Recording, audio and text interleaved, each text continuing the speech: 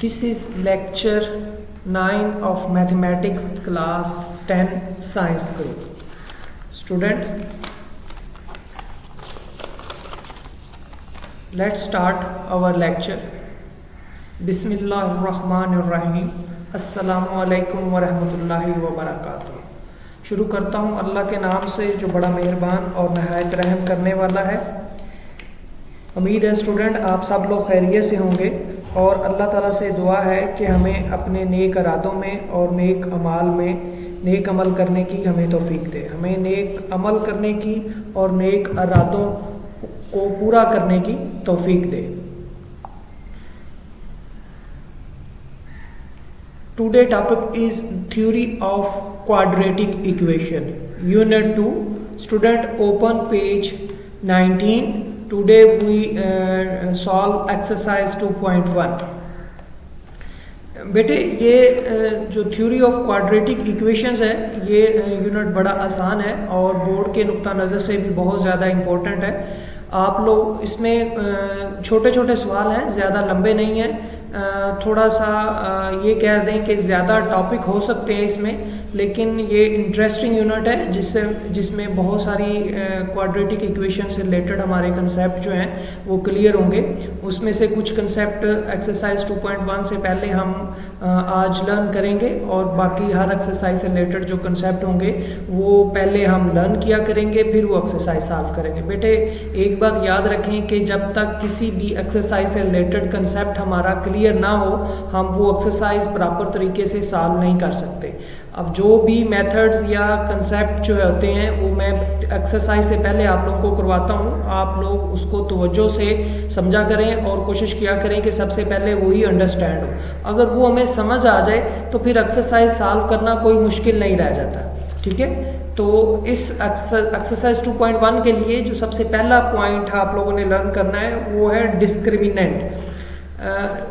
Discriminant क्या है? Discriminant जो है उसको हम कह सकते हैं कि वो b स्क्वायर माइनस 4ac है of quadratic expressions ax square plus bx plus c।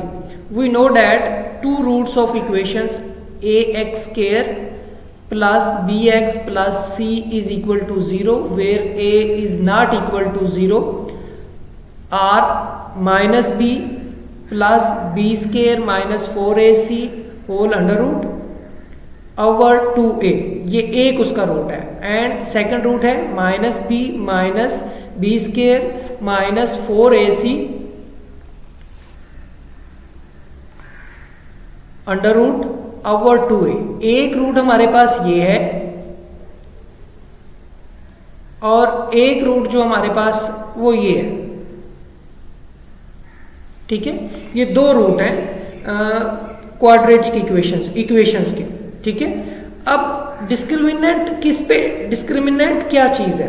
बेटे ये रूट तो हमें दिया हुआ है लेकिन इस रूट की नेचर्स को हम किस तरह गैस कर सकते हैं और वो रूट की नेचर्स क्या है वो एक्चुअली डिपेंड करता है सिर्फ इस वैल्यू के ऊपर। बाकी अगर आप देखें कि दोनों रूट में क्या चीज़ कॉमन है कि माइनस b 2a और वो सारी चीज़ कॉमन है। इसमें ये चीज़ जो है ये हर रूट में जो है वो थोड़ी डिफरेंट होगी। तो इसी से अगर हम सिर्फ इसकी वैल्यू मालूम कर लें तो हम इक्वेशंस के रूट को आसानी से कैलकुलेट कर सकते हैं, बजाय इसके कि हम पूरा रूट जो है वो हम मालूम उसको इक्वेशंस को सॉल्व करें और फिर उसके जवाब से हम गैस करें कि उसका क्या है। तो हम बजाय पूरा सॉल्व करने के हम सिर्फ b स्क्वायर माइनस 4ac की वैल्यू यानी डिस्क्रिमिनेंट की वैल्यू अगर मालूम कर लें तो उससे भी हम वही नतीजा हासिल कर सकते हैं जो पूरी इक्वेशंस को सॉल्व करके करेंगे। तो फिर पहला डेफिनेशन ये बनती है, define the discriminant. The nature of these roots depend on the value of expressions b square minus 4ac which is called discriminant of the quadratic equations are the quadratic expressions ax square plus bx plus c। ये बेटे इसकी definitions है, ये definitions आपने याद रखनी है। इसकी वैल्यू पे जो है वो रूट जो है उसकी नेचर्स का हम जो है वो अंदाज़ा कर सकते हैं। ठीक है बेटे, चलें next. Nature of root of quadratic equations. बेटे ये 4 नेचर्स ऑफ रूट हैं क्वाड्रेटिक इक्वेशंस के।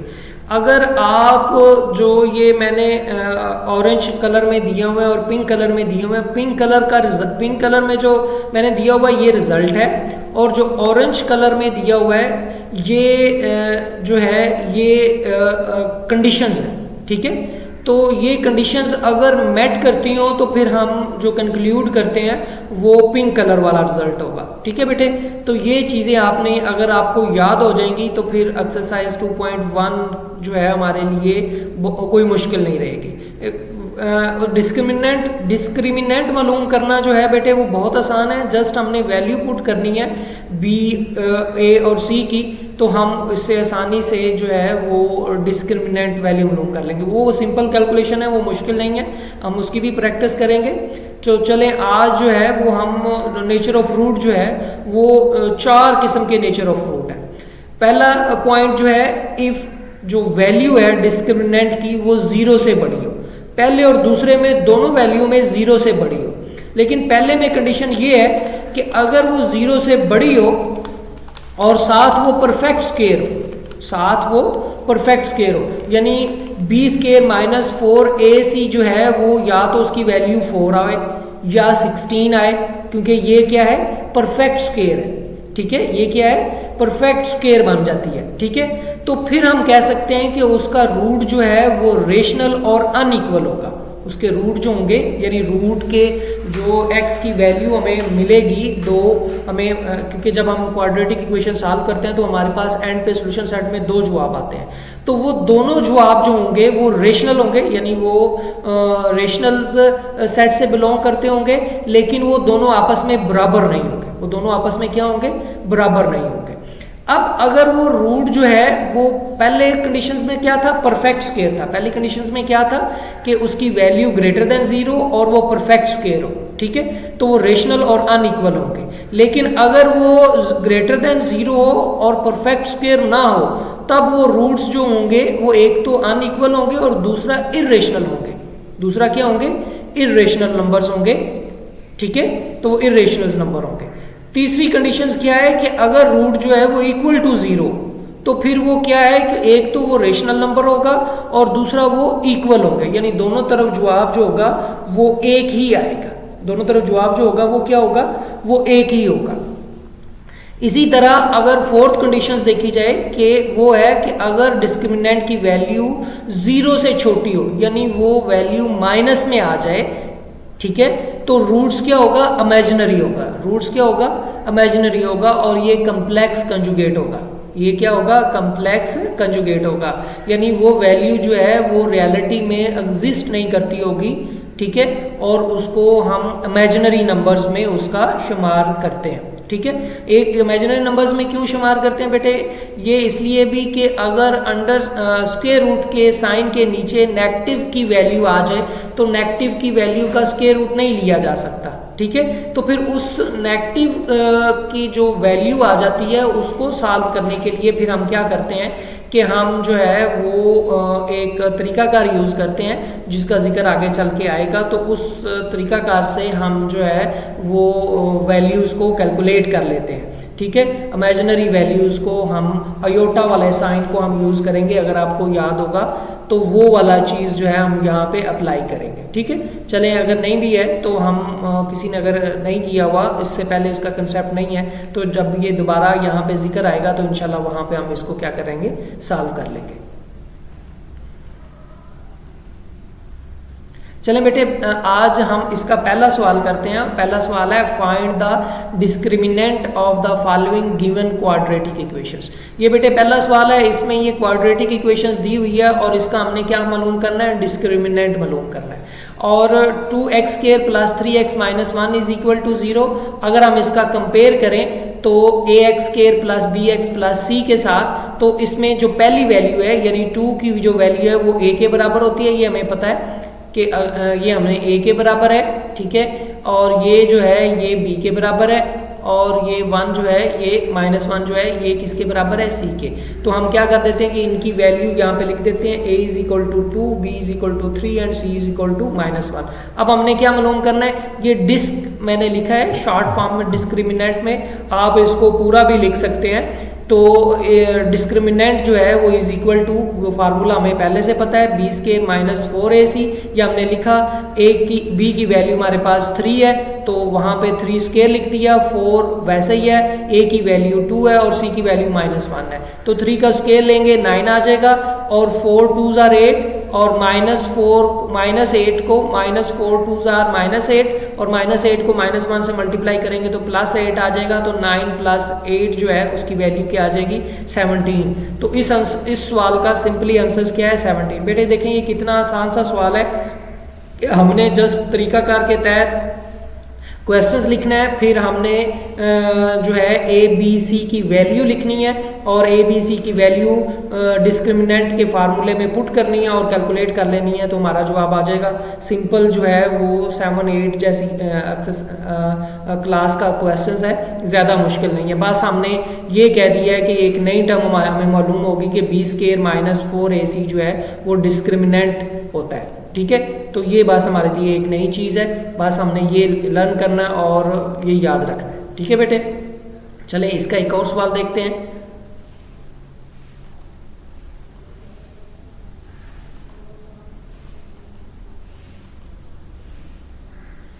सेकंड क्वेश्चन है 6x² - 8x + 3। ये भी बिल्कुल उसी तरह है, सेम उसी तरह मैंने किया है, कोई खास फर्क नहीं है। पहले मैंने इसको कंपेयर किया कि ax² + bx + c के इसमें जहाँ जहाँ a है, b है और c है उसकी जगह उसकी वैल्यू पुट कर दी। तो a = 6, b = -8 एंड c = 3। ठीक है बेटे, ये मैंने लिख दिया।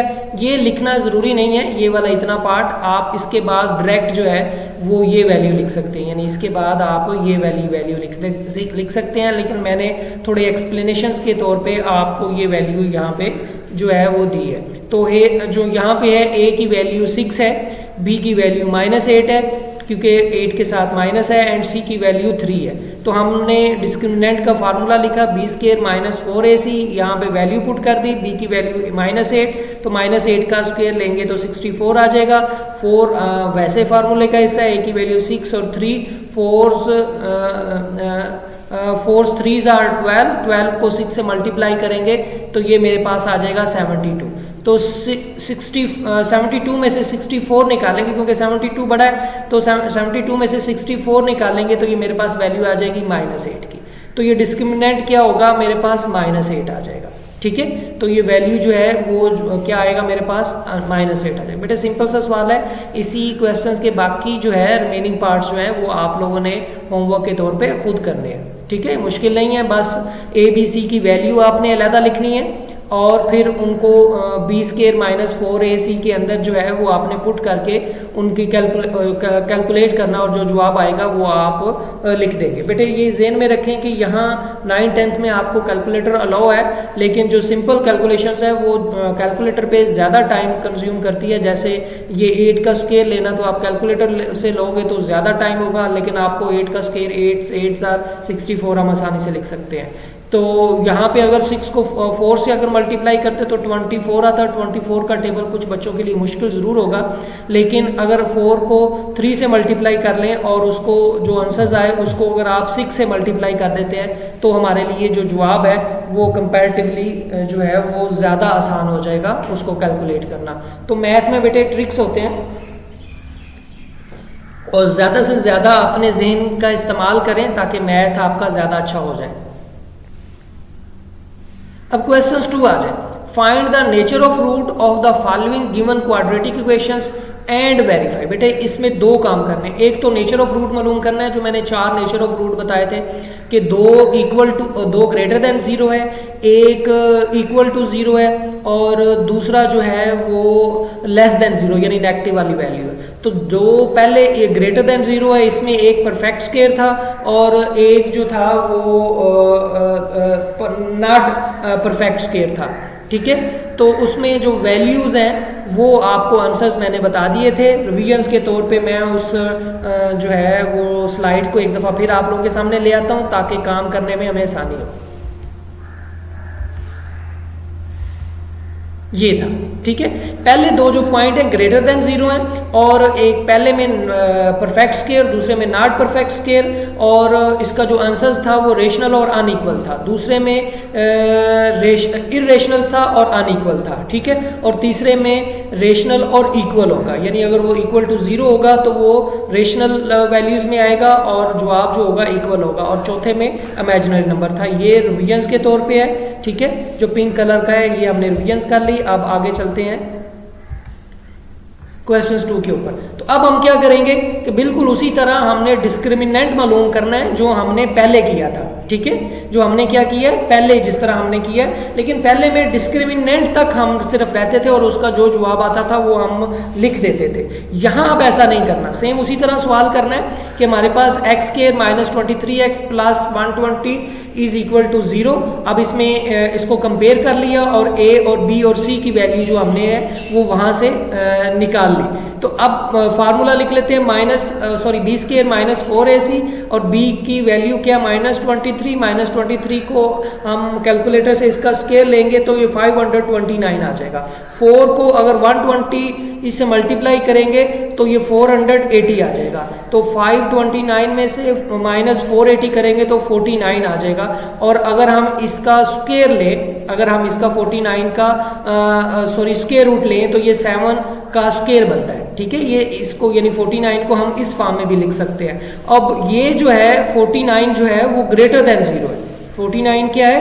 ग्रेटर देन 0 है। और दूसरा ये परफेक्ट स्क्वायर है। देखिए बेटे, पहले जो दो रूट आपको बताए थे उसमें पहले जो थे दोनों रूट वो ग्रेटर देन 0 थे, और पहली ऑप्शन जो थी वो परफेक्ट स्क्वायर की थी, ठीक है, और दूसरी ऑप्शन जो थी नॉट परफेक्ट स्क्वायर की थी। तो उसमें वो क्या बताते थे कि अगर परफेक्ट स्क्वायर हो as a disc is positive, एक तो वो 49 जो है पॉजिटिव नंबर है, एंड इज परफेक्ट स्क्वायर, तो वो क्या है? परफेक्ट स्क्वायर है। Therefore roots are rational and unequal.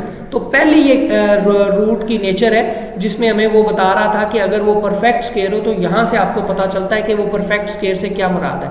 यहाँ पे अगर 50 आता तो क्योंकि 50 परफेक्ट स्क्वायर नहीं था तो फिर ये रेशनल और इरेशनल और अनइक्वल होना था, ठीक है।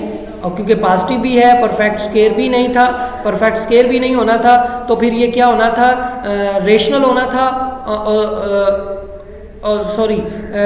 इरेशनल होना था और अनइक्वल होना था। लेकिन अब क्योंकि यहाँ पे 49 आ गया और ये परफेक्ट स्क्वायर बन सकता है, तो इसलिए हम ये कह सकते हैं कि ये रेशनल और अनइक्वल है। ये रेशनल और क्या है? अनइक्वल है। तो इसका जवाब ये होगा। अब ये तो हो गया सवाल, ये हमने सवाल तो सॉल्व कर लिया, जवाब भी मालूम कर लिया, लेकिन अब हम करेंगे क्या कि अब हम क्या करेंगे कि इसके जो है वो इसको वेरीफाई करेंगे इसकी दूसरे तरीके से, ठीक है। तो वो चलते हैं कि ये मेरे पास इक्वेशंस है, x square minus 23x plus 120, इसके मैंने फैक्टर्स बना लिए 23 के, तो x square minus 15x minus 8x plus 120। तो पहली दोनों टर्म्स में x कॉमन है, इसमें x कॉमन है तो बाकी बच गया x माइनस 15, और थर्ड और फोर्थ में माइनस 8 कॉमन है तो माइनस 8 बाहर लिख लिया, x माइनस 15 आ गया, x माइनस 15 को एक दफ़ा लिख लिया, इसमें से x और माइनस 8 बच गया, उसको मैंने एक दफ़ा लिख लिया, और ये इक्वल टू 0 है, इक्वल टू 0 ठीक हो गया। अब either x is equal to जो है वो क्या है? वो 0 है, ठीक है, और या 15 इज इक्वल टू 0 है। तो उनको हमने बारी बारी 0 के बराबर कर लिया। एक तरफ x की वैल्यू 8 आ गई, एक तरफ x की वैल्यू क्या आ गई? 15 आ गई। तो बेटे एक जवाब हमारे पास ये आ गया। पहले हमने बगैर कैलकुलेट किए सिर्फ डिस्क्रिमिनेंट से हमने जो कंक्लूजन्स निकाली थी वो थी कि ये रेशनल नंबर है और अनइक्वल है, ठीक है। अब हम देखते हैं कि ये क्या है। जवाब से हमें क्या पता चल रहा है कि ये रेशनल नंबर्स हैं, और x की वैल्यू 8 और 15 आ गई, ये दोनों आपस में बराबर नहीं है, तो इसलिए हम क्या कह सकते हैं कि ये अनइक्वल कंडीशंस में आ गए, ठीक है बेटे। तो ये इससे कंक्लूजन्स हमने निकाली कि ये यहाँ से पता चल सकता है, ये हमने वेरीफाई भी कर लिया, ठीक है बेटे। बोर्ड में अगर आ जाए तो ये थोड़ा शॉर्ट क्वेश्चंस नहीं बनता, ये लॉन्ग क्वेश्चंस में आता है, लेकिन इस बुक में से ये वाले लॉन्ग क्वेश्चंस नहीं आएंगे, लेकिन हो सकता है कि इसका एक पार्ट के तौर पे शॉर्ट क्वेश्चंस आ जाए, ठीक है। तो इसलिए आपने जो है वो इस क्वेश्चंस को अच्छी तरह से करना है आप लोगों ने। ठीक है बेटे, चलें एक और सवाल इसी तरह देखते हैं कि उसमें कैसे करना है। 2x² + 3x + 7, इसमें हमने वही तरीकाकार के तहत डिस्क्रिमिनेंट मालूम करना है। अब फार्मूले के तहत हमने ये मालूम कर लिया कि a की वैल्यू क्या है, b की वैल्यू क्या है और c की वैल्यू क्या है। इस वैल्यूज़ को हम क्या करेंगे कि इसके अंदर पुट करेंगे। तो b की वैल्यू की 3 है तो 3 are 9, 3 का स्क्वायर लेंगे 9 आ जाएगा, 4 2 are 8 और 8 7 are 56, तो 56 में से 9 निकालेंगे -47 आ जाएगा। अब ये वैल्यू आ गई नेगेटिव की। जब वैल्यू नेगेटिव का आ गई तो बेटे जब हमने रूट्स पढ़े थे तो उसमें 4th पोजीशन ऐसी थी जो लेस देन 0 वाली थी, यानी नेगेटिव वाली वैल्यू थी, तो इसलिए हम इसको कहेंगे क्योंकि ये नेगेटिव है। अब रूट्स जो है इमेजिनरी और अनइक्वल होंगे। रूट्स क्या होंगे? इमेजिनरी और अनइक्वल होंगे। ठीक है, तो ये हमारा जवाब है। अब हम इसको वेरीफाई कर लेते हैं। अब क्योंकि 3 के हमारे पास कोई ऐसा फैक्टर नहीं बनता कि जिनको प्लस करें 3 आए और मल्टीप्लाई करें तो 14 आए, तो हम इसको क्या कर लेते हैं, क्वाड्रेटिक फार्मूला यूज़ कर लेते हैं। तो हमने क्वाड्रेटिक फार्मूला यूज़ करते हुए ए बी सी की जो है वो वैल्यू यहाँ पे हमने पुट कर दी है।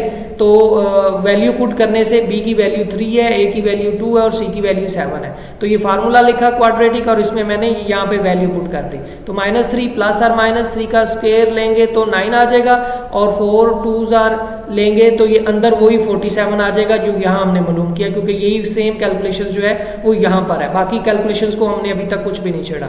ठीक है, तो ये वैल्यू आ जाएगी +और -9 -56 over 4 और ऊपर स्क्वायर आ जाएगा। ठीक है, तो -3 + और -47 और स्क्वायर और 4 आ जाएगा। अब बेटे क्योंकि यहाँ स्क्वायर रूट हम सॉल्व नहीं कर सकते क्योंकि 47 की वैल्यू आ गई, ये यहाँ से हमें कंक्लूजन्स निकाल सकते हैं कि ये इमेजिनरी रूट्स है और ये अनइक्वल इसका जवाब होगा।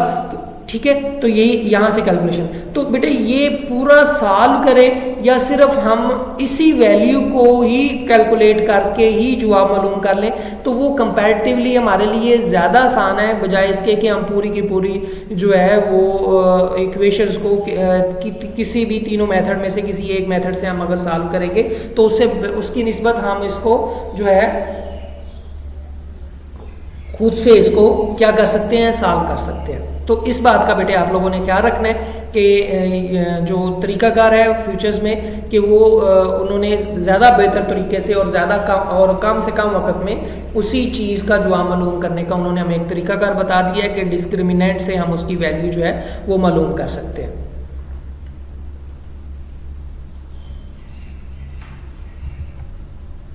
बेटे आज का लेक्चर इतना ही है। आप लोगों को जो है आज एक्सरसाइज 2.1 के मैंने पहला और दूसरा सवाल आप लोगों को करवाया। आपने ये दोनों सवालों के जो रिमेनिंग पार्ट्स हैं वो आप लोगों ने जो अपनी नोटबुक पे करने हैं, रिमेनिंग पार्ट्स भी करने हैं और जो मैंने लेक्चर्स में दिए हैं वो भी, यानी सारे क्वेश्चंस आपने एक्सरसाइज 2.1 और के पहला और दूसरे सवाल के जितने भी पार्ट्स हैं वो आपने नोटबुक पे करने हैं। और जो है अगर आपको किसी जगह कोई दिक्कत हो तो आप ये यहाँ पे मैंने एक लिंक दिया है, वो इस लिंक को खोल के 2.1 एक्सरसाइज से रिलेटेड जो है क्वेश्चंस जो है वो यहाँ से आप देख सकते हैं। ये एक तरह से की बुक है जो जिसका एक लिंक जो है नेट पे मौजूद है। ये किसी ब्राउज़र्स में ओपन हो जाएगी, मोबाइल पे भी ओपन हो जाएगी, लेकिन अगर आप उसके अंदर आपका PDF रीडर या कोई जो जैसे क्रोम या फायरफॉक्स है उसके अंदर खोलिएगा तो आसानी से ये फाइल जो है वहाँ से खुल जाएगी और जूम करके आप इसको देख सकते हैं। बेटे जो मैंने पहले ही बता दिया है कि आपने इस होमवर्क के तौर पे जो एक्सरसाइज 2.1 है इसके पहला और दूसरा सवाल घर में करना है नोटबुक के ऊपर।